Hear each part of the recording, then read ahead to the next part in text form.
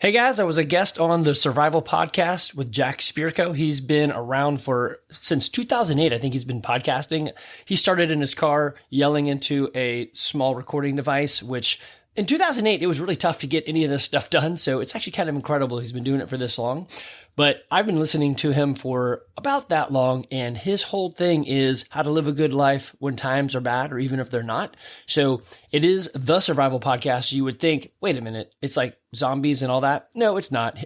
More his thing is to become self-reliant, to firm up the areas that are most likely to fail. So most likely you're going to lose your job. So, prepare, get out of debt, things like that. Anyway, I've been listening to him for years. I've been trying a lot of the things that he has said. Some things have gone well for me. Some things have not gone well. Some things I really enjoyed. Some things I have hated. Anyway, I went on to his show to talk about what he and his crew has given to me that I have tried, so that hopefully I can give back to his audience encourage them to do something. So he gets something like 400,000 downloads a day. So he is quite massive. We get like 4 downloads a day. No, more than that. But anyway, interesting. It was fun. Enjoyed it. And I am going to play this for you guys and enjoy.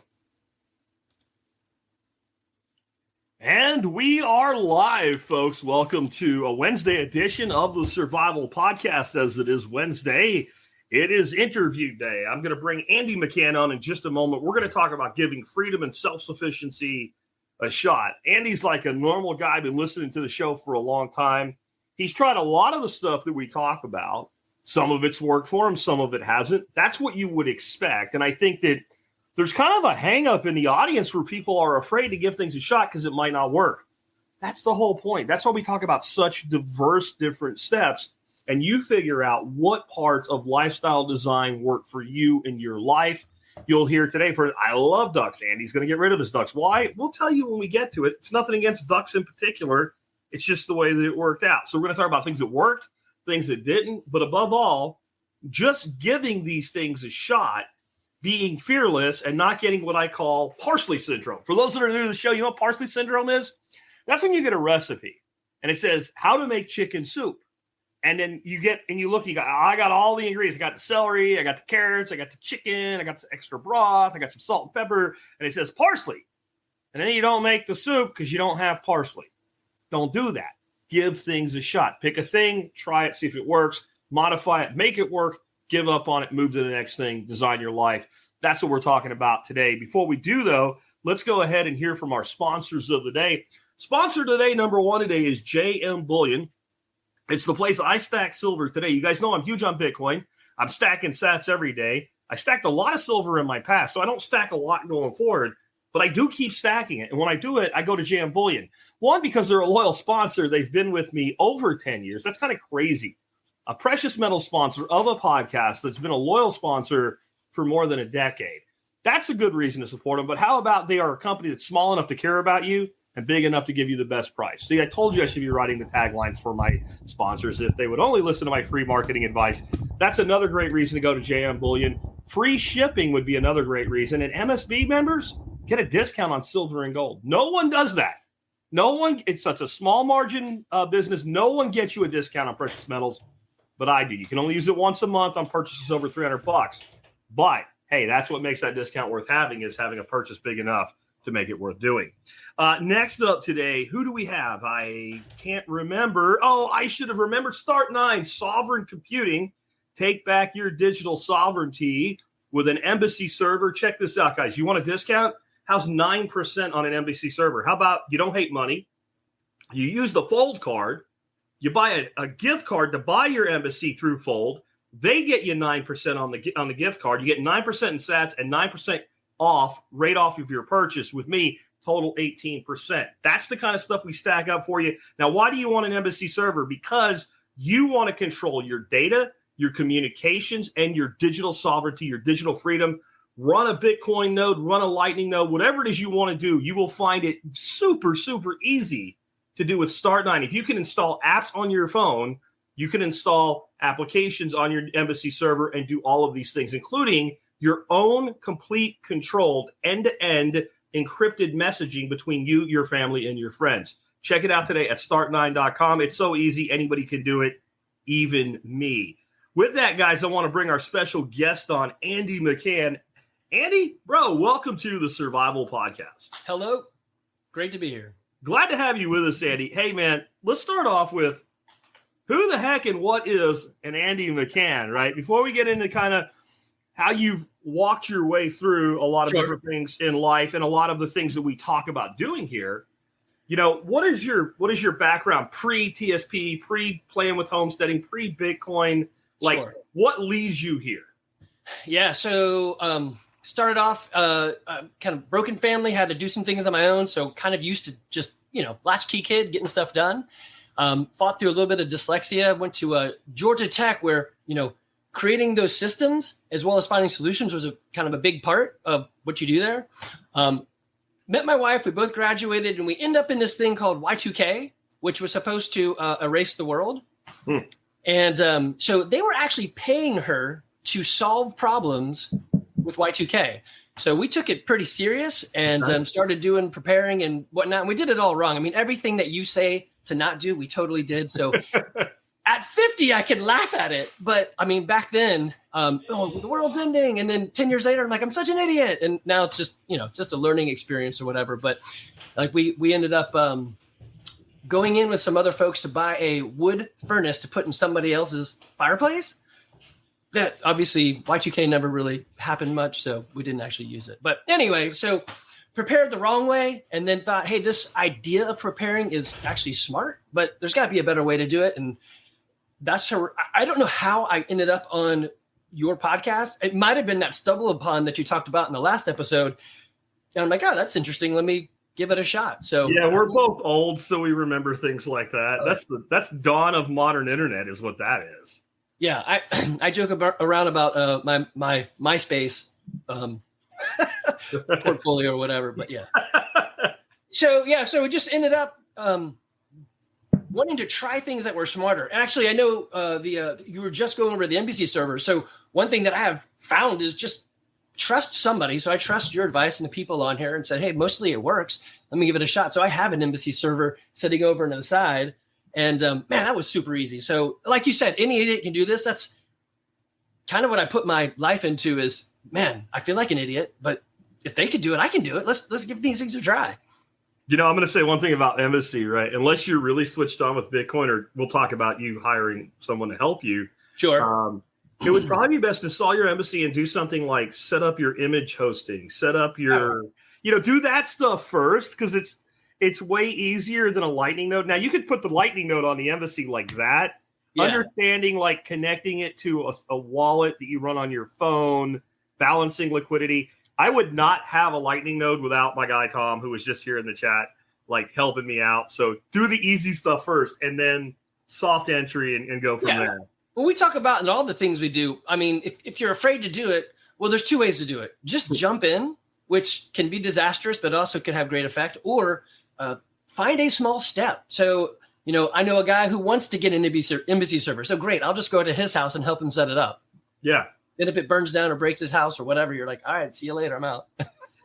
Years ago, I covered this. There was an experiment they did in India. They, some real poor village or something, but they had an internet access point. So they stick a computer in a public space. Mm-hmm. No instructions. And everything's in English. Oh. And these rural Indian kids in like a week were like all over the internet. They figured everything out. And they were like, well, why is this the case? Yeah. And they couldn't really figure it out from talking to the Indian kids because they're like, we just did it. So they talked to kids in the first world, over here and said, do you like the computer? What do you do? And then they're like, yeah. And they're like, well, how do you figure stuff out? We just click on stuff until it works. And when it doesn't work, we don't do that again. Right. Right. So if you get that childlike mindset to at least a degree, if we're not talking about something that can kill you or burn down your house, right, go for it. Right. Well, and that's it. And a lot of, literally the embassy guys, they have videos. Like, it's almost like they're saying, hey, Andy, I know you were going to get stuck here. This is why we wrote it. I'm like, all right, great. I just clicked this. Look at that. I literally just clicked so I got a Bitcoin node up. So I am a electrical engineer. So I like technology. So typically I can slide down that avenue easy. Yeah. It doesn't bother me too much, but I don't really know much about Bitcoin or the Lightning Network or Nostr, but yeah, just jump in. And I think today, before we got on the show, I've already earned 43 Satoshis being a routing Lightning node. So, oh, okay. I thought you were going to say you got 43 sats on Nostr. But... Yeah, no, not Nostr yet. I've loaded it, and I guess I'm following 3 people, but I'm maybe like 3 days ahead of you. That's it. Cool. I already followed you on Nostr, and I will have your NPub in the show notes today. And I'm going to start asking my guests for that. So it was cool to see that you had already gotten on there. So Andy actually sent me a DM on Nostr today saying, hey, I don't know how this shit works, but I'm on here now, and I'm looking forward to our interview today. Go ahead. Yeah, can I ask a question for you, and maybe you don't know it. Can you then post this stuff into it somewhere, and it like? So think of Nostr like Twitter. Yep. Without expanded live video hosting, at least yet. Okay. So what you could do is and what I'm already doing is the same way I do Twitter. When the show's done, you can post that the show's done with the destination URL. Ah, okay. So then it drives them there. Or you can drop a YouTube link in there. And I haven't tried it yet, but I was playing around options and shit on Iris or Snort or something today. And what I think you can do so that it will embed the video, because it doesn't like grab the image like Twitter does yet, at least none of what I'm using. I think you can grab embed code off of some video sites. Okay. And then it will display through so the person that's following you doesn't have to leave the app to watch it. But I don't know yet, right? Yeah. And that's cool because we're going to back up to some lower tech stuff. Sure. But that's what we're kind of talking about today. Like, just give it a shot. People think like Jack can do this shit because he knows all this shit. I know as much as any person in this audience about Nostr from the time I did the interview with the guy last week till right now, right? Yeah. Like, I don't know anything. I'm fumbling around trying to find my ass with my own hands in the Nostr universe. That's okay. And I think what I like about this is like, you're like, I'm a latchkey kid. I'm like, Gen X in the house, baby. We all were, right? Yeah. And that was just the way we came up. Like, and we're old now. Yeah. But no, we're not afraid. We're not boomers. We're not boomers. We're not afraid to screw around with shit. Right. And tinker with it and figure out how it works. At least not yet. Yeah. That's exactly it. Where did you get started, like, on this path? Like, when you were listening to this crazy redneck duck farmer. Yeah. And you're like, I want to do something outside of my normal wheelhouse. What was kind of like the first stuff that you did? So I would probably say that it took the longest, but it was still the first. You were talking about preparing, and you're like, listen, prepare for you to get fired. I'm like, yeah, I mean, that makes sense. Why wouldn't you do that? And you're like, prepare your finances. And I was just reading through the I can't think of his name, Rich Dad Poor Dad, and then Kiyosaki. Yeah, Kiyosaki and the guy that does the debt snowball. And they're like, yeah, get out of debt. So I was like, you know what? We should try to do that. I don't know how it's going to work, but that was probably the first thing. It didn't happen immediately, but for a while we were dinks, dual income, no children. And so that always helps life. But yeah, adding children and mortgages and all that makes it slow. But probably the next thing, and I don't know why it seemed really cool engineering wise, but there was a time when aquaponics was big for you and you're talking about the different pumps, and it was a Bell pump that I was like, this is really cool. Let's do it. So we tried many times, and then I realized the fragility of it. I was like, I went away for a day, and the timer didn't work right, and everything in the lava rocks just died because the water didn't flow. I was like, all right, well, let me try it again. So I tried 3 times and realized I need routine and automation. And things that are not so fragile, but that was probably the first one. And it didn't go well, but I kept trying. Did you sort it eventually? Well, no. So in these things, you either lose time, you lose money, or I guess sometimes you lose friends. But so I just chalk it up to experience. I like, all right, we tried it, didn't work. I put it in the dumpster and we threw everything away or gave stuff away. But so, yeah, aquaponics was not for me. Yeah, and it's not for everybody. And I would actually say that what I do now, and this is kind of a lesson for people, I still run some ebb and flow because it's really good for my big systems for health of the system. Right. Most of the food I grow that people would call aquaponic food is soil grown food in a wicking bed that just happens to stay full because of a pump in an aquaponics system. Right. Okay. Right. Yeah. And that's like, and that's like, do you want to do that? Because that's not for everybody either. And I think that it's really important that, and that's why I was excited about your interview. It's the regular guy doing things and figuring out what works. Right. And what I really don't want people to do is like, well, Jack said to do this thing and I started it and it just sucks for me. Yeah. So then like there's some kind of weird committal to it that it has to work, because if it doesn't work for you, Jeet Kune Do that stuff, man. Right. Like you take what is good for you and leave everything else behind, because, not everybody's going to do everything. I don't do everything. But like, Jack, where are your bees? They're in Austin with my buddy Toby, because I gave them away 4 years ago. And the reason was I like bees. Don't love them. If I'm going to put a bee suit on in August in Texas, Right. I got to love you. Don't love you. Right. So if somebody will do the bee man business, like I have a pool man, then the bees will come back. Right. I love that idea of the if bee my man. neighbor kicks off and I can get more than 5 acres in an ag exemption, then I'll like the bees enough to pretend to love them. Till then, no bees. Yeah, I actually looked into that. So that's the other thing that I really love is there's tips in here that I just didn't think of. I mean, we don't know it all. So I looked up to see, hey, do we get an ag exemption if we have bees? I have bees. I take that back. I don't have bees. They have me. Okay. And I let them stay with me for about 6 months. And then they always say, hey, thanks for the Airbnb. We're out of here. Yeah.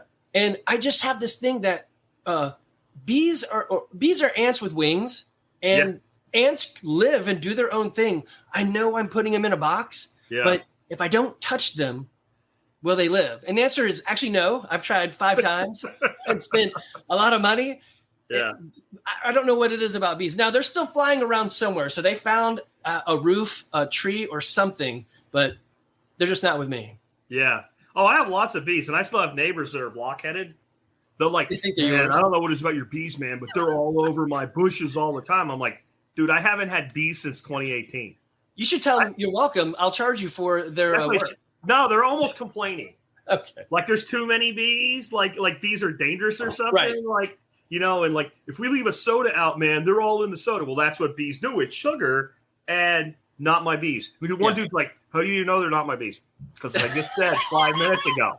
Right. No bees since 2018. My bees predate COVID. Right. I did not like the bees. I want bees.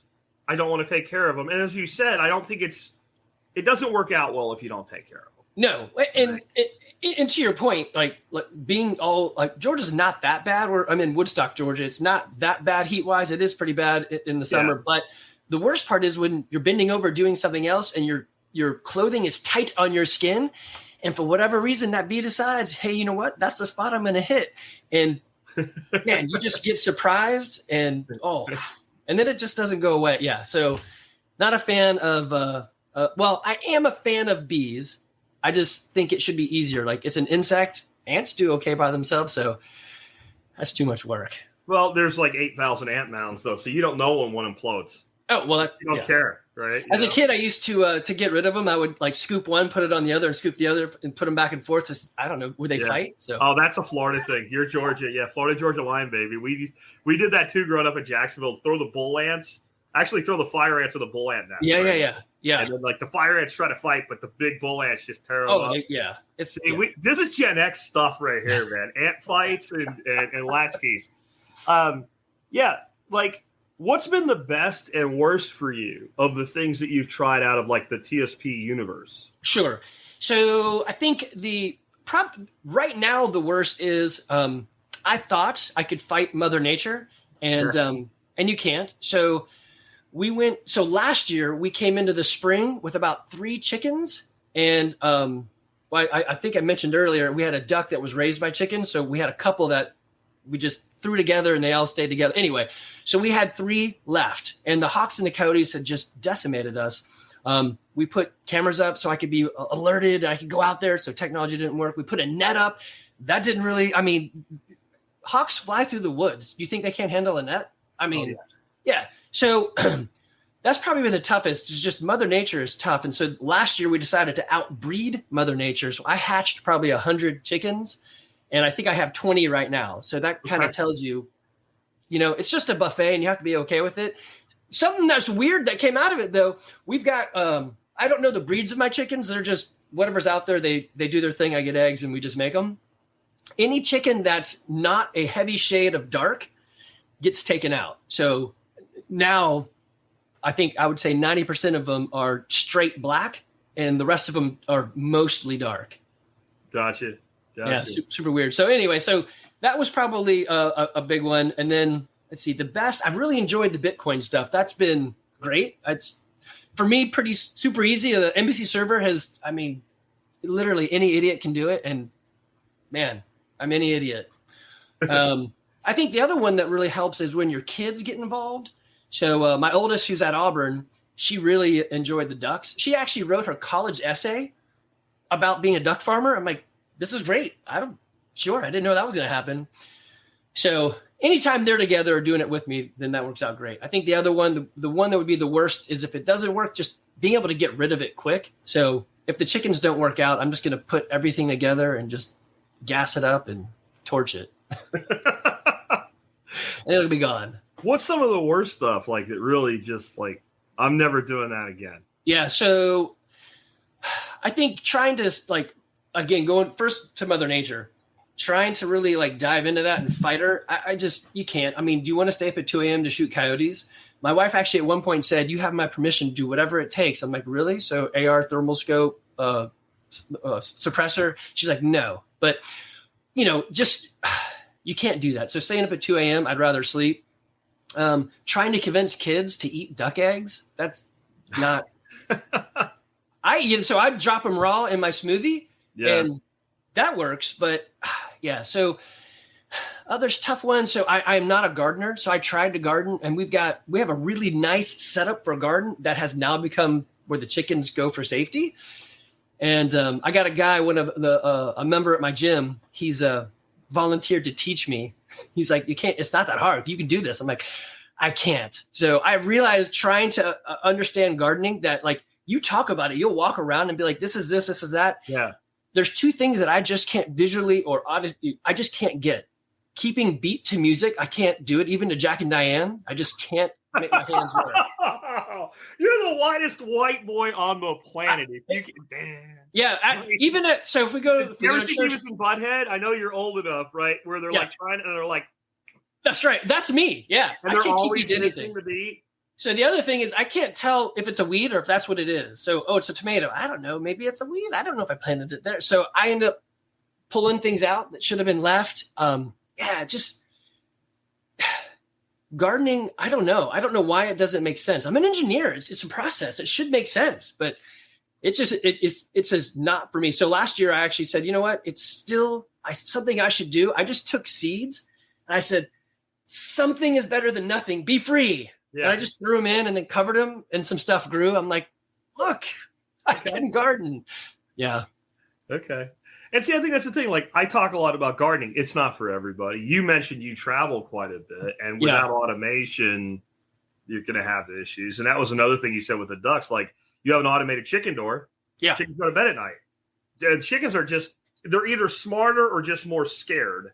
Right. And I was telling you, like, it's an hour before dark, and I go in my coop, and all the birds are up in the rafters. Right. And the ducks are out having a freaking party. Like, they're like, we ain't going, like, we don't want to go yet. And you could train them. I've got mine trained. I can yell out the window, they go to bed. But if you're not there to send them, and then there's the other thing. You can yell, and they'll go. But if you're not there, they come right. They're like, oh, he's not here. Screw him. And they go back out. That's right. You got to shut the door. So, so I'd say that's been a nice one is any automation. So, I bought this probably overpriced, but whatever. I mean, let's just get it done and try it. So I bought this omelet automated door. Okay. And you can buy all the bells and whistles. So it'll actually open based on the sunlight if you wanted to, or based on time, except I guess daylight savings maybe mess you up. I don't know. But it also has a light that'll go off 10 minutes before the door shuts. And man, it's like magic. It goes off. The chickens are like, let's go. And the ducks go out to party. And I'm like, that's no bueno. I don't like it. So the chickens are great. The chickens, we'll probably do those for a while, but we're just waiting for the ducks. So I guess a negative on the automatic door, they don't call him Wile E. Coyote for anything, right? Yeah. He was smart. He had a plan. So I have on video, because I have the cameras out there. Okay. The coyotes waited for the doors to open. And as soon as they heard the noise and the ducks started to come out, man, they pounced, and we lost. I think that day we lost 15 ducks. So I was like, yeah. There's the debate. What's the smartest dog? Is it a border collie or sure. No? The smartest dog's a freaking coyote. Oh man, yeah, they are wicked smart. The one thing that works for you on that is they're also wicked smart enough to know, like, if you have Dogus Maximus, the Dogus Maximus will kill them. Yeah, and they real quick go, you know what? Bill went over that fence. Bill, go on. We're out. Right? I'm not. You go over. Nah, man. You go. And like, there's always the dumb kid. Gen X, right? You can take them, right? Yeah. And then the kid goes and gets his ass kicked. Coyotes are like, yeah, sure. They don't like that's what works for you. They learn real quick. Yeah. Dogus Maximus is not to be trifled with. We're trying that out now. So everybody, so this is the thing. Again, try stuff. This one's a little bit more of a commitment. We went out and found a Great Pyrenees. And it's y'all talk about him all the time. I was like, yeah, let's give it a shot. So we have this puppy. He's 4 months old. He's bigger than my other dogs already. So he is going to be huge. And currently the only thing he protects us from is dry spots on the floor. So he's not supposed to be a house dog, but we're like, well, we got to get him used to us and whatever. And so we might have messed up already, but it's in process. I'm going to give it a try. I got to train him somehow. Don't eat chicken. Yeah, absolutely. Like the earlier that starts, the better. What made you? I think we got to talk about this, but let's talk about some of the things you gave up. You gave up gardening. Yep. Bees. Yep. Solar power. Well, so check that box. So y'all had talked about it the other day, and I was like, all right, fine, I'll go back in. So I'm an electrical engineer. I feel like I should be able to do something with this. It doesn't work right. I bought it. So remember in the 80s when we had those massive satellite dishes? Yeah. Yes. Yeah. And then overnight they were like, boop, and they shrunk. Yep. And I feel like I bought the oversized one, and it's in my yard tipped up as a bird bath. I'm like, I got to fix this somehow. So I did. I called a bunch of installers, and they said, hey, if it's not a new project, we don't care. I'm like, well, thank you for being honest. And so I guess the economy is slowing down. So somebody called me back. So I'm like, all right, let's go check this thing out. So solar may be back on the menu. But failed businesses. And I thought I wanted to go into politics. I didn't go near as far as you. I went to a Woodstock City Council meeting, and they immediately started with Robert's Rule of Orders. And I was like, oh, that's right. I hate this. I forgot I hated this because I did some student government in college. And I stayed for a little bit. The only people there were whiny people. And I was like, yeah, you know what?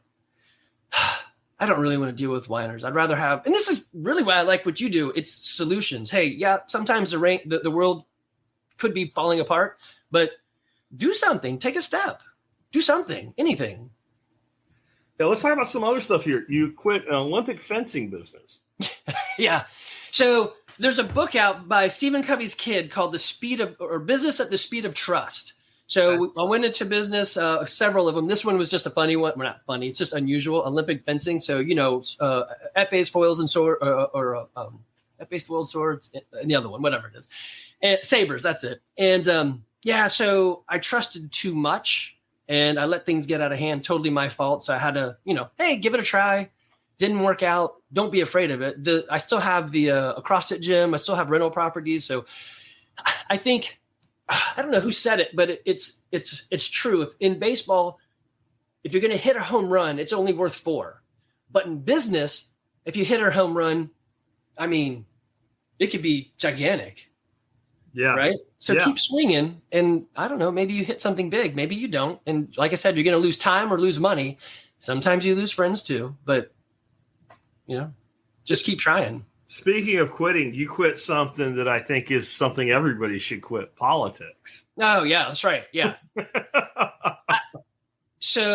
Like I said, I went to the meeting, and it quickly. So I think this is a good thing to just kind of put out there is take the first step. Like if you want to be a politician, well, you should probably go ask, hey, Mom, would you vote for me? If she says no, then you don't need to be in politics, right?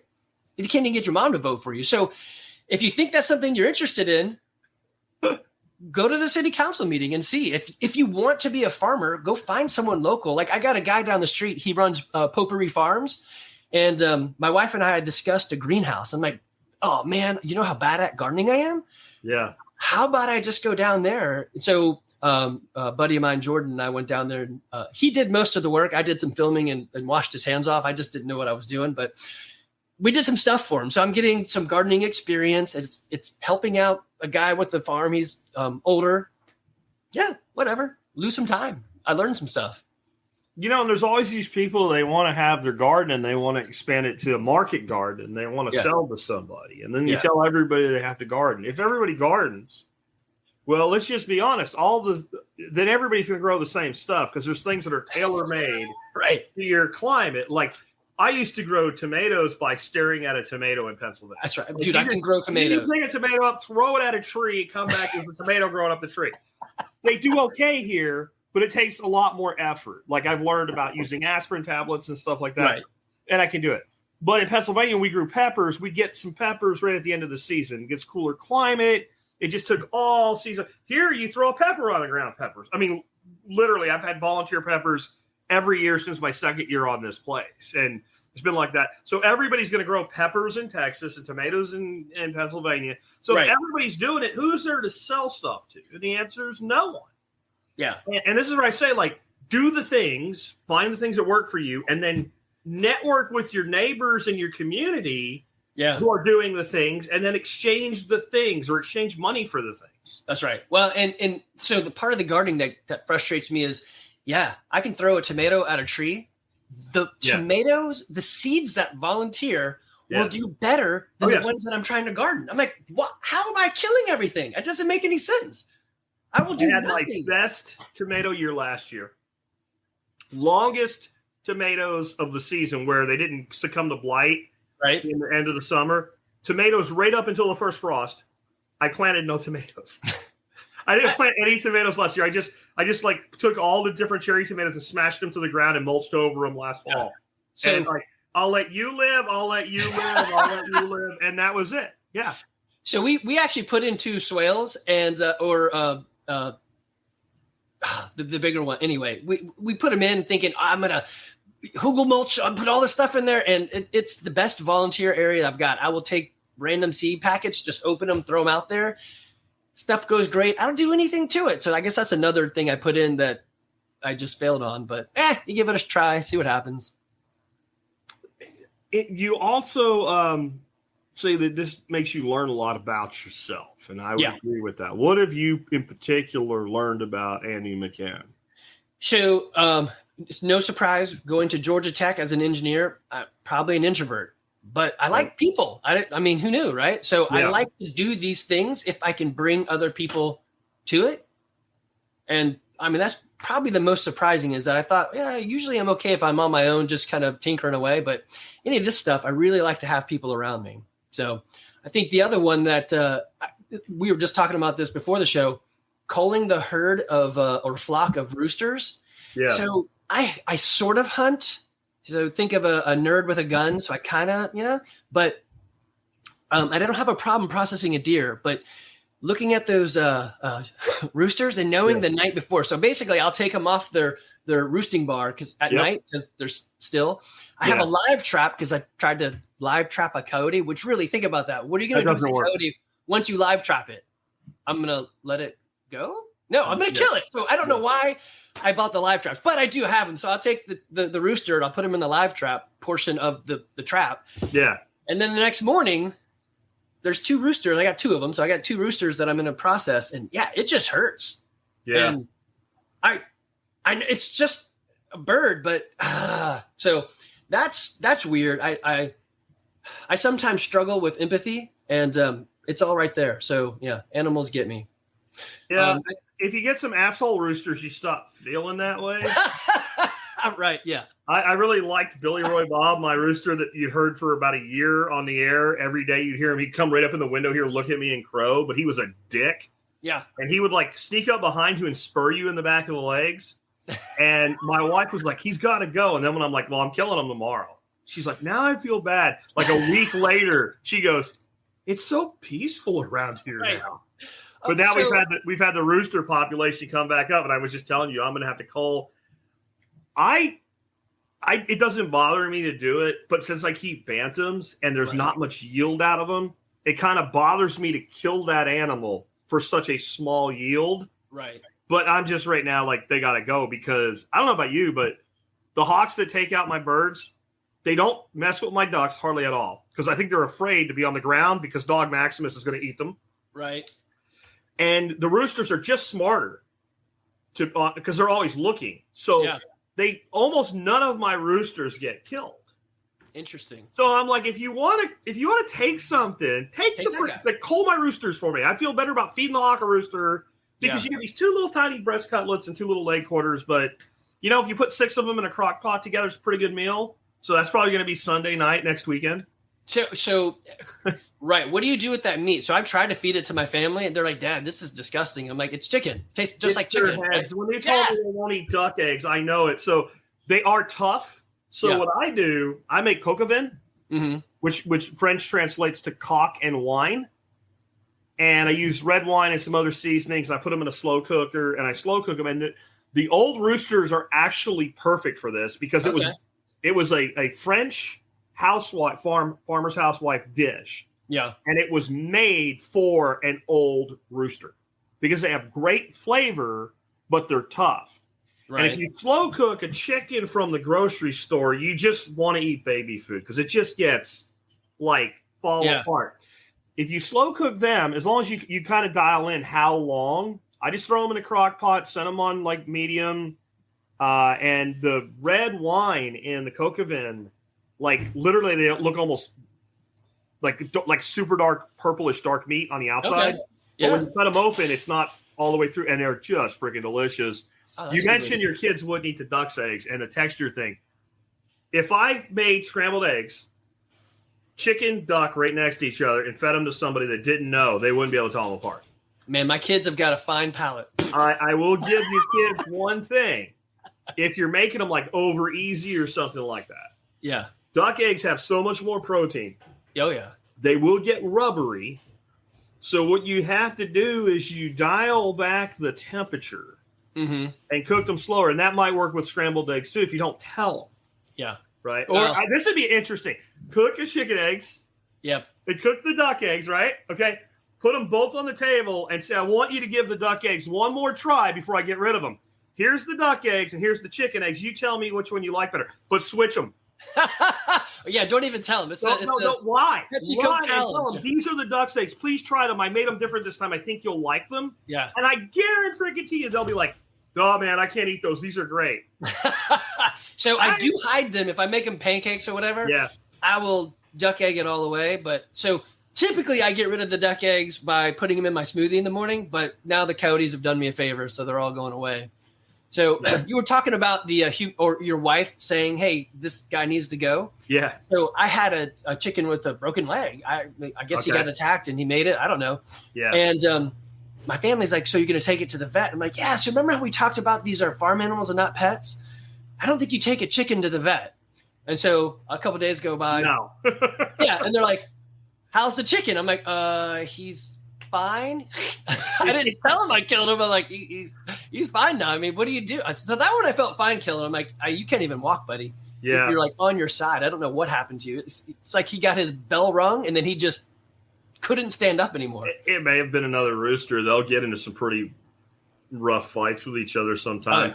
I just had a Rowan Drake, and I really didn't want to lose him. He's my only Rowan Drake that I thought I was going to have to put down because one of the male geese, the females brooding now, and one of the male geese just freaking pummeled him. Oh, yeah. And my grandson comes running in and said, there's a goose attacking a chicken. I'm like, chase it off. He's like, no, Grandma said to come get you because he was in the middle of the swale in the water and they couldn't get to him because I don't know, a stick was out of their, a chimpanzee can use a stick, but they couldn't figure it out. So I go out there and by the time I get out there, she goes, this two ladies already dead. Oh my! And he had pulled him up out of the swale onto the mound and he was on him just attacking him. Yeah. And the duck was just like he was dead. Like I went in, grabbed the goose, threw his ass off. And he went walking away doing his goose strut shit. Right. And I look at the duck and I said, that duck's not dead. Leave it alone. Yeah. Go out there in about 15, 20 minutes and it's like shaking, like in shock, but it's alive. The duck goes, what do we do? I'm like, leave it alone. Yeah, don't do anything. He still limps, but he's good. Yeah. So we with the coyote attack, so you know this, weirdly, ducks swarm rather than like spread. Yeah. So they'll like, oh no, there's something. They'll all get together, and I guess the outside gazelle that's weaker than everybody, he's gonna die. But I've seen that like they get attacked, and the duck will just lay there like a dead duck. Everything goes away, and you're like, I guess I gotta take this guy. You reach down, oh man, I about messed myself. It quacks at you. You're like, okay, you're still alive. All right, I get it. You were just playing possum. Good stuff. Yeah. So I mean, there's always a video that went around about a month and a half, 2 months ago of the rooster that killed the freaking hawk in people's backyard. This rooster's badass, man. I need to put that on one of these live feeds. So it's like a backyard, and they have like a ring camera set up in the backyard, I guess, just for the hell of it. Yeah. And you see the hawk come in, and the rooster alerts, and all the hens are running, trying to get in the hen house. The hawk comes down. He almost gets a hen. He goes back up because the rooster comes out and chases him. Right. And all he has to do is leave. Greedy hawk. And so he comes back down because the one hen comes out, chases her around the hen house. And this rooster's like, I got this shit. So he goes the other way and cuts him off. And he just spurs the living shit out of this hawk. Wow. And when you see the people come out of the door because they hear what's going on, he's just on this hawk, just freaking hammering him. And they're like, the hawk did not survive. And I'm like, you think? And this was like a big Americana rooster. So like I need one step away from a fighting rooster, you know? I need roosters like that. I got this one who apparently I didn't realize that roosters could get mites on their legs. I'm like, he just does a lot of back squats. His legs are really big. Yeah. Apparently it's loaded up with mites. But oh, geez. So there was a hawk eating a hen. I'm like, you couldn't pick a rooster. Great, thank you. And the rooster's 3 times the size of the hawk, and he's over there like he leans down sideways, and he just starts like stamping his feet. I'm like, I don't know, maybe attack it, do something different. But yeah, they're not. I don't know. They do their job. They do alert, but the dumb one's gonna die. So at my place, everybody free ranges. Yeah. So they have to eat kind of sideways with one eye up, otherwise they don't make it. So I just had my dog, who usually protects the roosters and the chickens, kill a rooster inadvertently, I think, because his mindset switched when he saw what was going on. So the hawk came in to attack the hen. Yeah. And I got Bantam. So the little Bantam rooster's got no chance. He goes in and hammers the hawk anyway. The hawk turns on the rooster. My grandson sees all this and comes and gets me. Turns on the rooster and like grabs the rooster in its talons. The dog runs out, and instead of getting the hawk, and I'm just going to say that it's not illegal for my dog to kill a hawk. No, not at all. And there's yeah. been some dead hawks. I'm just saying, right? The dog has done it. The dog frisbeed one out of the freaking air, right? Like, but in this case, I think he thought, if anybody's eating that damn thing, it's me. So instead of grabbing the hawk, he took the rooster away from the hawk and killed the rooster. And then the hawk's like, oh, hell to the no, takes off. So this was actually a learning experience. My grandson and I go, he like, the dog has the rooster, but then he realizes, oh, shit, I'm not supposed to do this. Right. And I know the boy left, and I know what that means. That's coming. And he's like, I killed it. I'm probably okay, given that I have plausible denial. But if I eat this thing, I'm in deep shit. Yeah. So he's just sitting there looking at it like, I don't know. Yeah. And he did it. So we processed it, and we made that coca vin the next day with it. So I processed it with him. Yeah. And then we salted it and put it in the refrigerator overnight. And I made coca vin, and we each ate 1 half breast and 1 leg quarter. And so he got to experience all that. And I think that's like another reason to try this stuff with kids. Oh, yeah. Is to get them to be able to be experienced with this, because there's no doubt in that boy's brain now where his food comes from. That's right. No, right? exactly. Even when it's from a store, he knows it's somewhere something gave its life so he could eat. So I think a long time ago there was a hunting bent on the show for a while. Like right now it's into the charcoal. I can't think of it. Yeah, Biochar, yeah. So I did take my kids hunting, and my older son Evan, he sat out with me for like 2 hours as like a 6-year-old. We saw nothing, and that's the way it goes. Yeah. And so I take my other son out, Levi, and I'm like, we just go out there. We're gonna do our thing. We get involved with this. And I had told him, be quiet, walk softly, right? Yeah. So we get out of the car. We're walking to where we're gonna sit, and he's walking softly. He's learning the lessons. He's like, Dad, this is pretty cool. So he turns to me and he looks at me and he says, Dad. I'm like, no, shh. Also be quiet, right? Yeah. So I kick all this pine straw away. I put him in a sleeping bag, sit down. I had told him, if you see a deer, just point. Don't say anything. So I put him down. I'm trying to load the gun. And he just points. I'm like, no, not yet. Wait till you see one. And he looks at me with this seriously, dude, I know what I'm doing. And he points again. I turn around. There's this deer just looking at us. I'm like, I just ruined you for hunting because I'm going to shoot that thing and we're going to be here less than a minute. This is not the way it works. But yeah. So take them with you, get them out there, let them experience it. And even when you fail, like, hey, there's a dead bird. So, like, let's learn something about it, right? So it doesn't have to be, what is it? Losing is learning. So try and learn. I think the other thing that I've learned in this whole thing is I am okay kind of rigging things up and whatever. I just put some stuff together. She who must be obeyed is not okay with putting things like out there that don't look good. So I just actually painted 2 of the chicken coops that I bought from Cherokee Feed and Seed to match the house. I'm like, you know what? I'm in. If that's what you want, I will do it. And so now we have matching chicken coops. So it's you've got my best friend David. You've got his wife Mona. She's like, you can do anything you want, but it better be pretty. Yes. And so things you didn't know. We were like, hey, let's try this. You used a trash can to catch water? No. I'm like, yes, that was just temporary. That's exactly what I was gonna change that. So many times her ideas are better than mine. I was just trying to, perfect as the enemy of done. Just do something and see what happens. Something, yeah. I always tell her, like, okay, I'll make it look pretty if it works, because if it doesn't work, I'm going to get rid of it. I'm going to burn it, yeah. Right? But then what happens with me, I get distracted and I have like 3 things going at once. Yes. And that's like, I better button one down and make it look pretty. I should show you my list. So this conversation came up and she's like, look, there's too many things happening. I'm like, okay, let's force rank them. Which one is the most annoying to you? 1 or 2, right? Which one more annoying? 2 or 3? And we just kept going till she's like, the eye doctor, A or B. And she's like, I need those coops to be painted. I'm like, I will do it. So painting. I should have put a timestamp on it too, but I forgot that part. But at least I have the order. Yeah, I've got my grandson has been trying to shirk work, and I figured out what he was doing. Like, he gets paid for a certain base level of work, and then he has other work he has to do. He was trying to get fired. That was his goal, because he hears me talking about firing people all the time back when I used to work professionally and all. And I'm like, see, you don't get fired. What you get is the same work plus more work, and your pay cut in half. And the next step is it's not a job anymore. It's a chore. He goes, what's a chore? I said, that's something you do because you're here. You don't get paid for it. Yeah. So you can get fired from paid, but not fired from work. Right. So now I got him some electric pruners, and he's out cutting material all the time for me for biochar. Yeah. So I'm function stacking, educating a child to the value of work with the production of biochar, which leads to enhanced soil productivity. Hey, that's lifestyle design from a grandpa. Right? That's how that works. I think that's probably one of the things that I got from you guys. Just the idea of habit stacking, function stacking, doing multiple things that make sense. So I do work out. I have a gym, but in reality, I don't think anything defeats farm work. So hey, if you want to have a farm and work out, do that, because that's going to like keep you pretty dang healthy.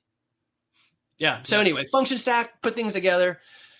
If I'm going to do a Bitcoin node, I might as well do a Lightning node. If I have the embassy server and I don't even know how to really spell Nostr, because I think there should be an E in there somewhere, I might as well put a node on there and be a relay. What am I relaying? I have no idea. No idea. And probably nothing yet. But I'm relaying it. You need to do with your relay. What I did learn today, and this is like I'm talking about, you just screw with stuff. Like some guy followed me, and then he freaking zapped me like it was like 20,000 sats or something like that. I don't remember exactly, but it was enough to get my attention for me to go. He didn't give me a message or anything; just sent me a bunch of sats. So I went and I followed him, because I'm going to follow you if you send me 20,000 freaking sats, right? And then I saw his last post was something about adding a relay, and it gave the name of the relay, and he said, you can thank me later. And I'm like, he probably knows what he's doing. Right. If he's slinging sats around like that without me not even knowing who he is. And I asked him, well, how do you do that? And then like 5 seconds later, I came back, don't bother, I figured it out. And it's like, there's a settings thing, and you see your relays, and it says add relay, and you just dropped it in. And it's not HTTP, it's CWW or something like that, whatever it is, with a slash, and stuck it in there, and like, I have an extra relay now. We'll see what it does. And there's probably something to make that work. Yeah. right? But I don't know what it is, but I added a relay, and it probably speeds up the propagation of my data across other apps is what it does. I don't know yet either. I actually was on Telegram. I don't use Telegram, but everybody seems to. And they're like, just go ask on Telegram. So I went to Start 9. I'm like, so what about the Nostr relay? How do I do that? And without saying it, he's like, hey, man, did you actually read the instructions? I'm like, let me go back and reread that. And it actually was all in the instructions. I'm like, yeah, I was skipping steps. I was just doing the click, click, click, click. And it's actually right there in the instructions. It's really not that hard. So, don't be afraid. I think the other thing, don't be afraid to ask, right? So I don't know what I'm doing in gardening. I put a post. So I have a gym. There's about, I don't know, it's a CrossFit gym, so it's small. So maybe like 100 to 120 members. Threw it out there, said, hey, one, does anyone want to pay me in Bitcoin? That would be awesome. And then two, does anyone know how to garden that would like to teach me? And so I got takers on both of them. Okay. And so I'm like, I don't know what I'm doing. And he's just like, yeah, I'll show you how. So it's been pretty fun. Just ask questions, ask someone that's gone before, right? Yeah. Now,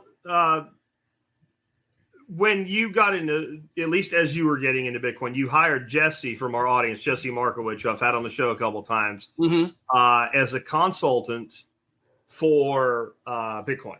Yeah. Why did you do that, and how did that play out? Because that's like a great story of like one audience member connecting with another audience member, doing business through the community. And I didn't have Jack Diddley squat really directly to do with it, or know that it happened until I read your guest form this morning again.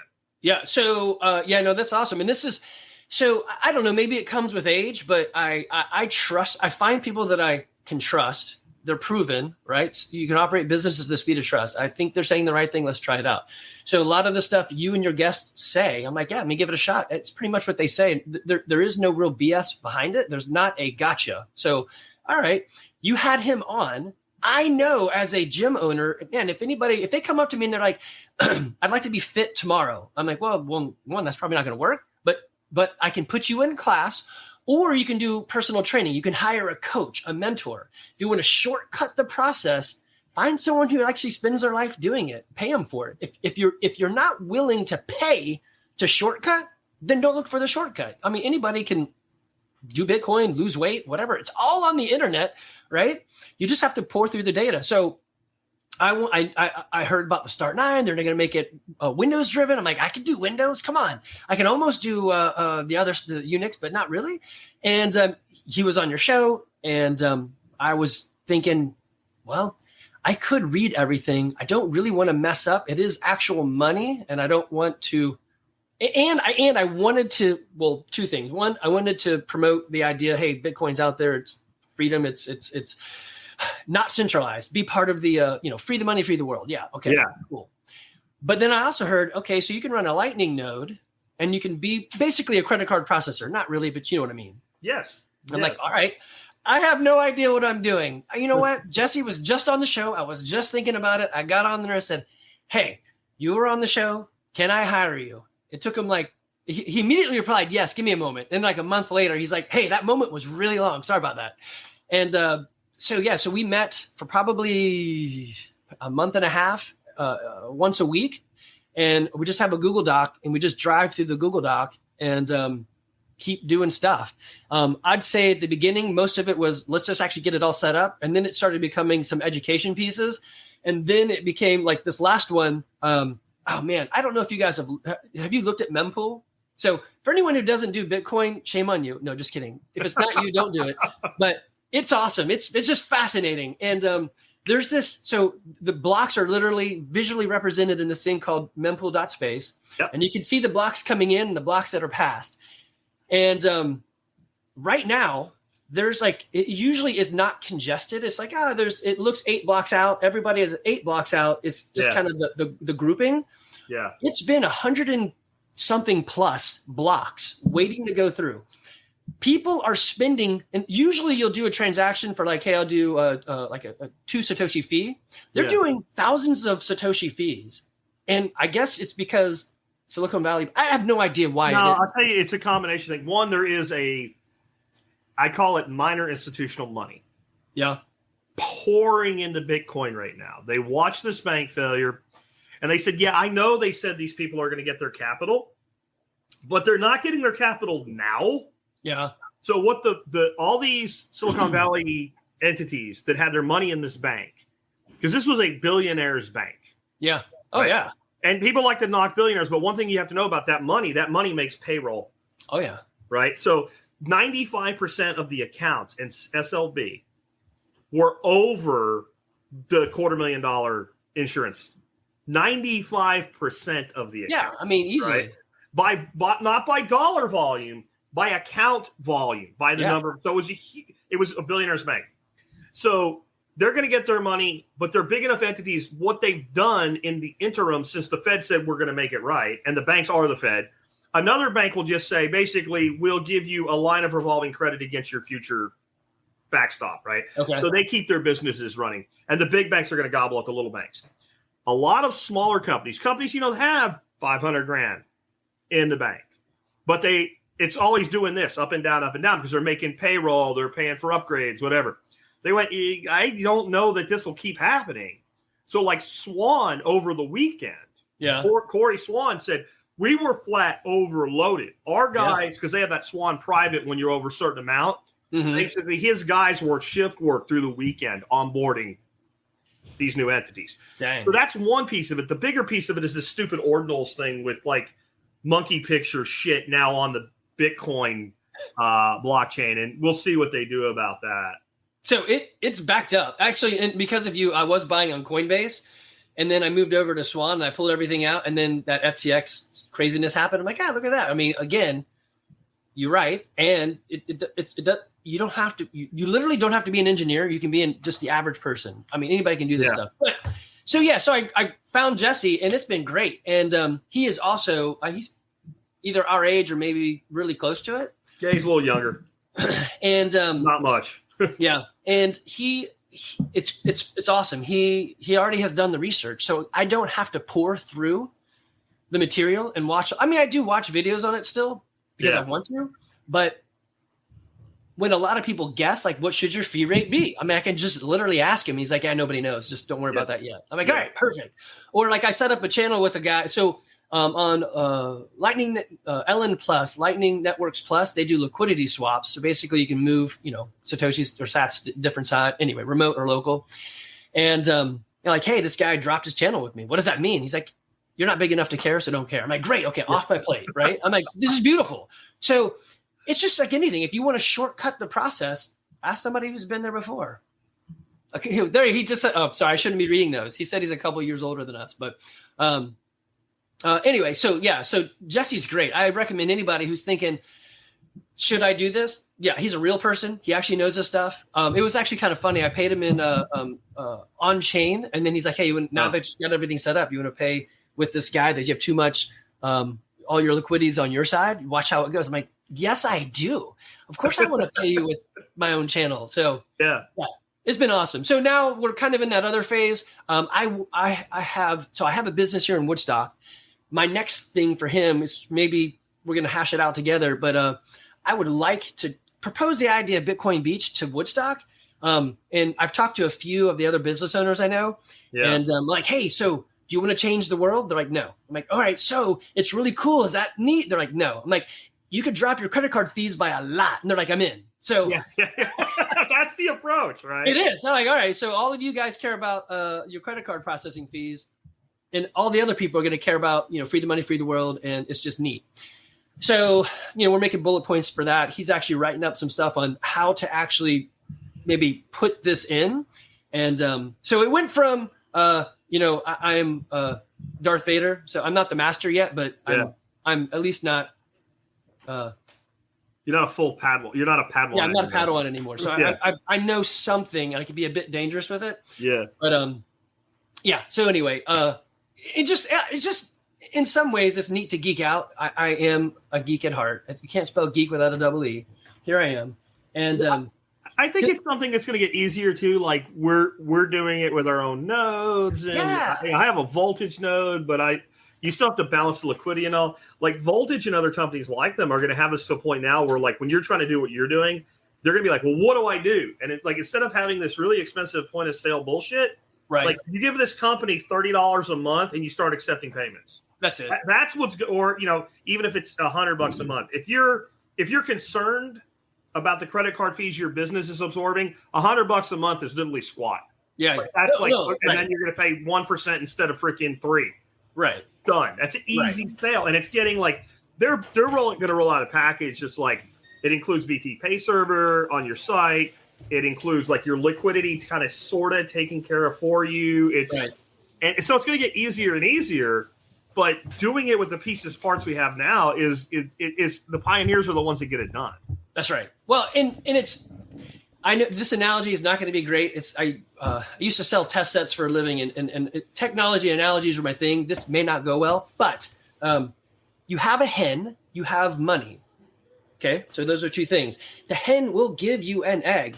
If you put your money in the Lightning Network, it will drop eggs, little Satoshis for you. So it's just living a resilient life, being less supportive on the stuff around you. So anyway, I don't know. I see they're connected. I know not everybody does, but it is pretty interesting. And it's, I don't know, one of the rabbit holes that I went into, and like chickens, I like it. This one's good for me. So I will continue down this, but I'll give up the ducks, and everyone should know how to garden. Yeah. And I hate to say it because I just hate gardening, but I'm going to, labor of love, I'm going to keep trying to do that one. Well, let's shift into like nutrition and health, because you're CrossFit, seeds, bread. Like the easiest thing to grow is herbs, and everybody uses herbs, even carnivores. Yeah. Right? So like you could kind of do that. But let's kind of talk like, so you've been doing CrossFit for 15 years. So by now you should be dead, or your arm should be off or something. Right. That's right. So how are you alive? Yeah. So 15 years ago. You're worse than a CrossFit, or you own a CrossFit gym. What's that? I said you're worse than a CrossFit, or you have a CrossFit gym. I have a gym. So 4 of us got together. Actually, 3 guys got together, and they said, hey, we need a 4th because, I don't know, 4s work well. So I jumped in with these guys. It's called CrossFit Garage. You can go online and see them. Actually, so with that, you keep pushing people to do things like just give it a shot, try it. So I have been talking about doing a podcast with health and fitness. I'm like, whatever, I'll just start it. So I actually have a podcast because of you, Jack, you jerk, that now I have to build content for. But I mean, it's stuff that I love. So 15 years ago when we started, me and the 3 other guys, we said, hey, what do you think it's going to look like in 15 years after doing this crazy CrossFit, right? Aren't our joints going to be blown up? And so, I mean, you've seen me move my arms. I guess you haven't seen me stand up, but yeah. So it's functional movement. I would tell, let me back that up.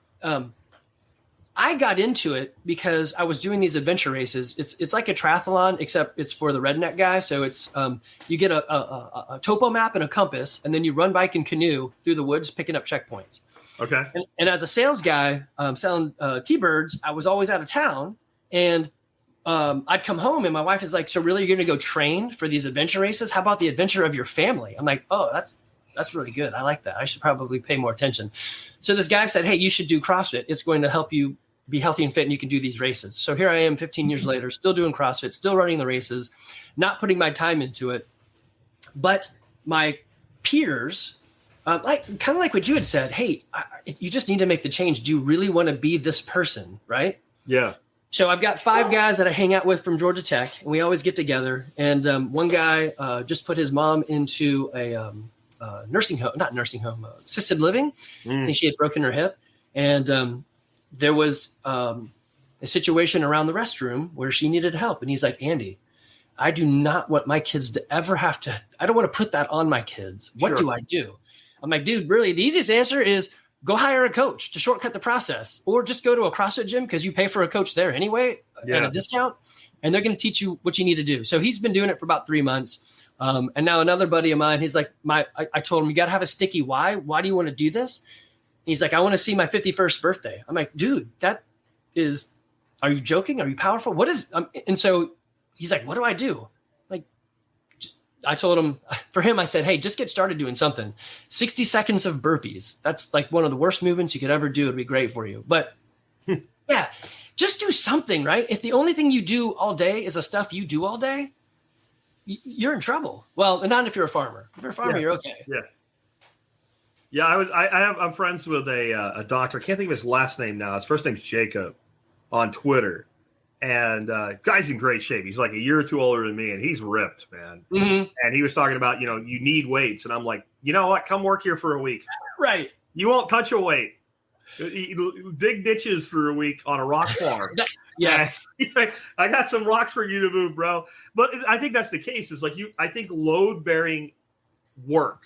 Yeah. We call it exercise, but let's if you want to make it universal, call it what it is. It's load-bearing work. When you move a barbell, right, you're doing work. When I move a boulder, I'm doing work. And I think the reason that we need kind of the repetitive exercises and the designed exercises is because we live such sedentary lifestyles. Right. So when anybody ever makes the case, we don't need exercise, our ancestors didn't live shit and they were jacked. Yes, but they lived natural lives. Now they were running from the dinosaurs. 20 times a day they were pushing a boulder for no reason at all is stupid, but they were doing something laborious daily. Right.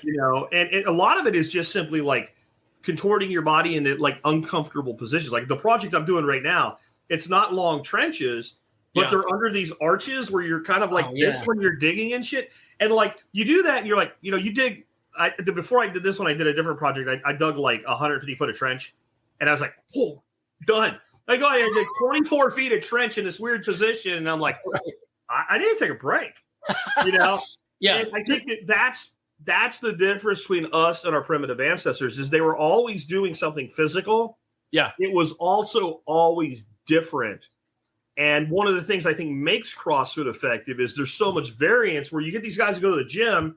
And they do incline, decline, and flat bench. Right. They curl dumbbells. Yeah. And maybe they warm up on a bike or something. And they do the same shit. Or they have like arm day and leg day. Okay, but it's still the same shit. And there's not a lot of total body exercise. Maybe they squat, and that's about as total body exercise as like a straight up weightlifter that doesn't do any kind of aerobic is going to do.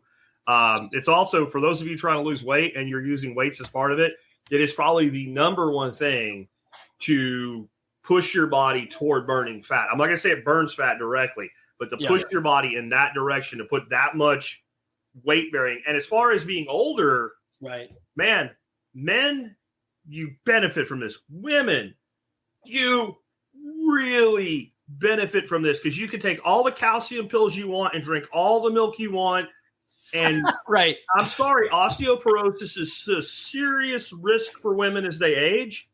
But if you want to look at the places where women don't have high incidences of osteoporosis, you'll find places where calcium intake's high, calcium intake's low. But you know what you find mostly? Indigenous societies that have elevation changes and some sort of daily ritual or work requirement where they're walking up and down elevation. And if you go to where there's a temple and the women walk up to do a prayer every day or something, or there's farms and they carry buckets, and it's not that much weight, but it's a load-bearing full body thing. That's it. Their instances of osteoporosis go to shit. Yeah. No. So everything you're saying is exactly right. And I've seen it over 15 years. And actually maybe a cool part about being an engineer is I like to dissect it. Like, why is this working? So you had said, yes, if you're lifting weights, you're going to, so it's a weird one. Ladies will come in and they're typically saying, hey, I want to lose weight. So we're going to add muscle, which weighs more. Yeah. So we have to adjust it and say, hey, it's more about how do your pants fit or something, right? Yeah. Because sometimes the weight, the scale doesn't change. The scale is just a thing that measures gravity. So if you want to lose weight, go to the moon and weigh yourself. You lost weight, whatever. So it's a different way to look at it. But it also, so the other thing I get a lot is it's going to make me bulky. So, I mean, well, except for the stain of the sweat pits, I'm not a big guy. Yeah. It doesn't make you bulky. If it did, I would be huge 15 years later. Well, it doesn't make, for a woman to put on the kind of muscle tone that we would refer to as bulky takes extraordinary effort. Women that say they don't want to get bulky, you're going to get bulky a different way. Right. No, yes. Right? You know what makes you bulky? Ho-hos. Yeah. Twinkies. And ding-dongs. I tell people, if this really made you bulky like that, everyone would actually want that because everyone would want a shortcut. So you had mentioned earlier, like, why did the guys, like, we were left with the bodybuilding style of working out. So typically for guys, it's a Monday, Tuesday, Wednesday program. So it's back by, chest and try, skip leg day, legs and stomach, right? And then they would repeat that.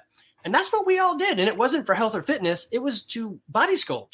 So lifting stuff, CrossFit, constantly very functional movements executed at high intensity. I'll be right back. I got a whining dog and I want to make sure it's not hung on something, but just keep rolling. I'll be right back. Yeah, sure. So I'll tell you guys. So the audience, if you're thinking, what do I do? Has it been too late? I mean, I am 50. I talk to a lot of people all the time. It's like, it's too late. I'm too far gone. It is never too late. So the first thing, just like I told my buddy, do 60 seconds of burpees. See how it goes. If you did 2, great. Try to do 3 next time, right? Just keep it at 60 seconds. Build a habit out of it. An easy way to tell if you're in trouble is if you take your resting heart rate and go look at the numbers. If your resting heart rate is no bueno, then that's an easy one. So you can test yourself. Just put your fingers to your neck, right? Or if you go up a flight of steps and you're out of breath, you're probably in trouble. So just do something. It doesn't have to be CrossFit. I tell people a lot, like take the mailbox challenge. Just go to like 5 mailboxes down, then walk back to your house. Tomorrow, go 6 mailboxes down. Yeah. It's something. It's more than nothing. If you live in Woodstock, come to the garage. I will help you out. If you can gather 5 people, I will give you your own class and teach you your own stuff just on my time. If you need help, man, I don't know. Can I throw that out there? If they need help, if you have my web address, just hit me. If it's 10 minutes or less, which usually most problems are, the answer usually starts with it depends, and then we drive into exactly what you're doing. I'll give you 10 minutes. I'll help you drive you in the right direction. But so just doing something, get your life back. It's not a matter of if we're going to die. We're going to die. But what do you want to die of? Right? Hopefully it's not diabetes and I just, I don't know. The thing that came to my mind there, you're old enough to remember Kenny Rogers, the gambler. The best that we can hope for is to die in our sleep. and hopefully it'd be a comfortable, dream-filled sleep where your foot's not amputated, right? Like, you're like 90-something, 101, somewhere in that range. Because there's a point where like, I'm done. I'm I'm mortal. And you go to sleep one night and you just don't wake up. Yeah. And that would be the way to go. Most people die pretty miserable deaths today. And you don't want to do that. So you had mentioned in another episode something about the number of dialysis places equaling the number of McDonald's. Yeah. There's a dialysis not quite place. that bad, but it's like a new fast food chain. Like there's 2 of them between here and Fort Worth. I got one right next to us. On one road, 199 Jack Spirko Highway. I leave here, walk over the main interstate. There's a dialysis clinic. I go about 3 miles down. There's one on the other side of the road. And of course, they sell Krispy Kreme donuts too. So the company behind they have over 6,000 dialysis clinics in this country. One company on 6,000. Can't remember their name, but I covered this. They're in partnership with the American Diabetes Association. They publish recipes for diabetics. The AMA, the American Diabetes Association, or the ADA, puts them out and promotes them to diabetics. They include adding sugar, and when you read them, I mean, these are meals that have 50, 60 carbs, some of them. Right. And a lot of them are marketed as this is safe for diabetics. And I guess if you ate, like the desserts, if you ate one, then they would be. But, one is this little gumdrop size thing. And what happens is these people make this shit, and it's for diabetics. And and then it blows their blood sugar through the roof. And this is like one of the most unholy alliances in sick and illness care. I refuse to call it healthcare because it's not. And what you literally have is a company that only makes money from dialysis saying, dear diabetics, we deeply care about your health. Please eat sugar. Right. And then the people that are looked at as the guardians of diabetics and the advisors to doctors publishing their sugar recipes under the American Diabetes Association banner, endorsing it, and somebody should be under the fucking jail over that. I mean, that is mass murder and mangling, right? Because you know where it leads. It leads to people start losing fingers, toes, feet. Yeah. When I talk like this, I always get emails. You're over the top, man. I don't know if you don't get irate at people trusting doctors and established medical unions, because that's what the American Diabetes Association is, a freaking doctors union. Right. trusting the people they think who are giving them advice that will result in them having parts of their body amputated, their kidneys blown up, and killing them. If you don't get irate about that, I bet your blood's clotting right now. I'm just going to say, right? You trust way too much and you verify way too little. You're right in all that. And sometimes I get it. There is genetic stuff and you just can't help that. Or sometimes kinetic impact, car wreck, whatever. Yeah. And you can't help those things. But I mean, this is kind of into the next thing of not eating bread or sugar, but it's like, just drink some water, right? Flush yourself out. You don't have to do anything crazy. It's like walk some mailboxes, drink more water. That's usually the advice I give people. If they're not willing to do that, they probably won't do anything. Don't do anything else. Do the easiest thing, or jump, 2 feet in, join a gym, get a coach, get a mentor. Do something. Do something. Take a walk, man. This life is not a dress rehearsal, man. That's it. So that's a good one too. This life's not a dress. So let's talk about the next thing. 8 years, no bread, no sugar. Probably eating lots of fatty meat too. Doesn't say that, but I bet you are. Yes. You should also be dead. Yes. So one of our friends is in the health profession, and I said, "Hey, would you do my blood?" She's like, "I am. Yes, I want to do your blood. I've been watching you eat fat and butter by the spoonful, whatever." And so it was a while ago. She drew blood. We did the whole thing. When I got up to her office, weeks later, whenever it was, she's like, "Yeah, this is the most boring blood work I've ever seen." So you probably the worst thing is your testosterone is low. I'm like, "Yeah, I probably knew that because I'm a small guy, but thank you, wrestling, for cutting weight and probably messing me up a bit." Yeah, but it mattered so much back in high school. But so I tried. So it was kind of funny. It started off with a bet. Hey, do you think we could not eat sugar for a year? And the answer was not. Well, to the person I bet with, it was New Year's Eve. And so they made it -3 hours. I caught him in the cupboard eating chocolate chips. I'm like, what? Like, I got to get it out of my system. I'm like, nah, that doesn't work. So I made it about a year and a half, but I did it out of a bet. And so, and then I quit. And I wanted to not eat sugar. I realized to not eat sugar, I needed to stop eating bread because bread's a delivery vehicle for me for sugar. I like pancakes. I can't have pancakes without syrup, right? Yeah. And the list goes on. So I just had to give up bread to go with it. And then, so when I got off the wagon, did you know? So down here in the South, we got Chick-fil-A. I don't know if they're everywhere else, but Chick-fil-A, you can go through the drive-thru and ask for a milkshake and a half dozen warmed up cookies, and they'll give it to you. Of course they will. And it doesn't matter who's in the car. So I went back off the wagon. I was drinking the darkest beer at any lunch I went out to. Yeah. I was eating milkshakes and cookies. And then they just put in a Great Wolf Lodge down in LaGrange. I took my 2 youngest there, and we're sitting in their eatery. Yeah. And I'm like, this is disgusting. Yeah. I can't do it. I'd rather go hungry. So I didn't eat while we were down there trying to figure out what I can do. And it's been, so here's the thing. If it's a bet, it's not going to work. If you say I can't because I made a bet, it's not going to work. So it changed from can't to don't. I was like, you know what? I don't eat sugar. I don't eat sugar. I have made the choice. It's just something I don't do. And so, here we are 8 years later. And and I'll show this, and it probably would show better if I had a haircut and a beard trim right now. But I'm about to put this up. This is almost embarrassing. This is me right about the time I started TSP. Oh, dang, when I was featured in a magazine. So this is what eating the standard American diet makes you look like. So that's 15 years ago versus what I look like now. And I want to know why the hell Getty Images has a freaking copyright on a picture of me. I guess it's because it was in the Houston Chronicle and the Dallas Morning News, but that's what I used to look like.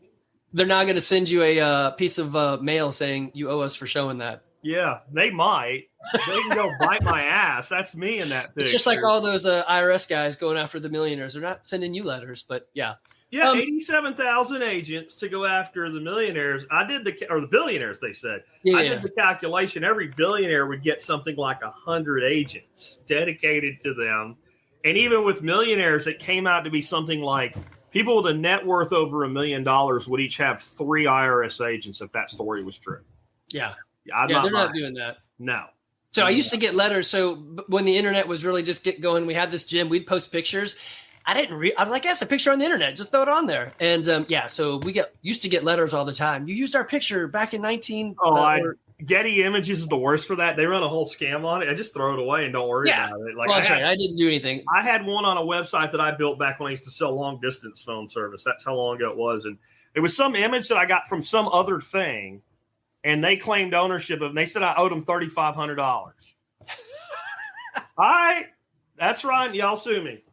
Go ahead. I didn't respond with that. I just deleted. Right. They sent me a letter in the mail for it. Yeah. My wife said, "What do you do with it?" I said, "You do what you do with all junk mail. Put that shit in the shredder." Yeah. You throw it away. It's the worms. A good part, again, an introvert that likes people. So it's weird. Having this gym is great because I get to meet a lot of people, and sometimes they're lawyers, and you can just ask them, "Hey." So we get some good advice, like, "Hey, it's not on the clock, but yeah, just throw it away." Yeah. Definitely. So you actually you're doing a podcast now? So I did. So thanks, Jack, you jerk. Yep. So you're like, just do these things, guys. I'm even trying to claim myself on Fountain FM because of yesterday, and I can't do it.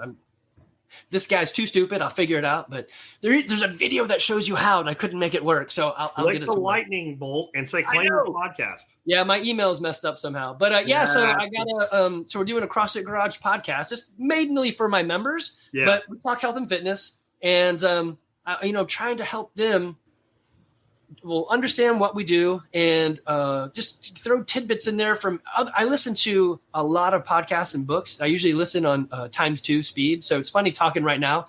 You are a much faster talker on my headset at ×2. The 1.5 or 1.25 or something like. So, and I just want to share that with them. And one of the girls that actually the girl who paid me in Bitcoin, she said, I won't watch your videos, but if you made them a podcast, I would listen because I do chores and listen. I'm like, I do too. Why didn't I ever think of that? So now I just kind of put them together, do both. But we go over, it's basically health and fitness. Sometimes I'll throw in there, like today or the other day, with some gardening tips because Jordan is at the gym and he gardens. So I'm like, guys, learn from him, ask each other what to do. But it's been interesting. It's super small. It's only like 3 weeks old. But I mean, thanks, you jerk. It's fun. I enjoy, weirdly, as an introvert, I enjoy talking. So, yeah. Well, podcasting's easy for introverts because there's nobody there. Just actually, good point. I'm listening to my favorite person, me. Yeah. People think that I'm extrovert. I guess I am, but I still don't like big crowds of people around me. Yeah. I don't even mind big crowds of people that want to talk to me. Yeah. I think it's from the military days. I don't like the disorganized crowd. Like when I go in a grocery store and people are blocking aisles and shit, I want to be like, move your shit out of my way, you retard. Like I do not, and it bugs me that people are just going blindly with no idea, or people that walk backwards. Yeah. People that walk backwards without, just start walking backwards with a cart. I mean, I think Macho Man Savage should just appear from heaven and then just come elbow them in the head. And if that happened a few times, people would stop doing it. Or they need the thing like an ambulance or a van has, where it goes beep, beep, that lets you know. Or the people, you're walking in a crowded store or something, and somebody's walking, and instead of kind of coming to a stop or kind of moving to the side like you would in a car, they just abruptly stop. Yeah. It's like, and so I don't like crowds, and people think that's crazy, but I really don't. I think crowds are okay if they're orderly. So my wife's British. When we go to England, it's crowded, and they'll stand in line for no reason. And I'm like, this is great. But I'm with you. I don't mind a crowd, but if it's chaos, my engineer mind is immediately trying to solve stuff. If everyone went, I'm like, no, don't do it. Don't say anything. It took me till 45 going to thousands of soccer games with my kids to realize, why would I say something to that kid's mom about being wrong about the rules or whatever? What am I doing? Just be quiet. Yeah. But I really like to help or fix. I'm like, don't fix that. That's not your family. Just walk away. If you go to the military grocery store, the PX, right? Yeah. So half people in are soldiers, so they know what to do. And the other half are spouses. And it doesn't matter if they don't know what to do. It's a military facility, and somebody will go and tell them they're freaking going to do it or they're going to leave. So when the line starts backing up from the checkout counter, and people can't come laterally across. So like move back into the thing. And if anybody gives them any guts, they're like, do you want to leave? Because you're going to leave. Right. So real quick, everybody gets trained. Yeah. And then so then you get out of the military and you go to a regular grocery store and there's just people doing whatever they want. It's chaos. Yeah. Like, you're like, this is stupid. Y'all need to figure this out. Not really very anarchist of me, I guess. But like, yeah, well, I think anarchy's not no rules. it's right. And I think there's a beauty in order. Yeah. There's also courtesy. You know you're blocking people. Get out of the way. Maybe that's it. So I tell my kids, we have any list. I make them go to the grocery store when they can drive. I'm like, you're going to be part of this family. I said, just remember, you can tell a lot about a person who doesn't put their cart away. Oh, yeah. That's my anarchy theory. If you can handle the grocery cart, you can be an anarchist. Yeah. If you can't handle putting the grocery cart away, you're a savage. You need to be voted off the island. Because there's no reason to do it other than it's the right thing to do. Right. There's no law. You're not going to get a ticket, right? You're not going to get arrested. Right. You know, nobody's going to jump out from behind a trash can and beat you up. Macho Man's not coming down on you. You can leave your grocery cart anywhere you want, but civilized people either put it in the return, or if there isn't one, because the store's stupid, you put the front end up over a parking curb or something. Right. You do something so it won't roll away and smash somebody's vehicle. Right. And if you won't do that, you're not qualified to live in Jackistan. You're not. You either get voted off the island, or if you won't leave, you get put in a biochar barrel. Biochar barrel, nice. And then you'll do something useful to society. Yeah. You will provide fertility. You're bone char, so we'll use you for deer repellent. Another use, you're just function stacking. That's it. Yep. That's all. Like, yeah. And people think I'm kidding. No, I'm not kidding. People have been around a while. Like, he's not kidding, man. He's not kidding. Anyway, dude, your podcast is cool. I've got your podcast, your YouTube channel. Sure, yeah. Your Instagram, your Facebook, all of that's in the audio notes that will be available about 1 hour after this live stream ends. A couple people asked about giving you a couple zaps on Nostr. And apparently in the live stream, you can't cut and paste. I even threw your pub key there, but it's in the show notes. So if you want to say, hey, man, that was a great thing, and throw a little sats at Andy here, you can do that. Just get on over to the audio notes after this is over, and we'll make sure that you can do that because you can cut and paste from my blog. And, dude, this has been a great discussion. I think people really enjoyed it, too. We didn't really have a direct agenda, and I think that actually made this really fun. Yeah, that was great. All right, folks, with that done, I just want to real quick wrap things up and let you know about something. Paul Wheaton has been working really hard on delivering this latest Kickstarter. And all right, guys, so that was my interview on Jack Spirko's The Survival Podcast Show. It was a lot of fun. He is very energetic and has just an easy presence on the camera. So anyway, if you enjoy the idea of being prepared, whether times are good or even if they're not, then you would love his podcast. Y'all be good. See you soon.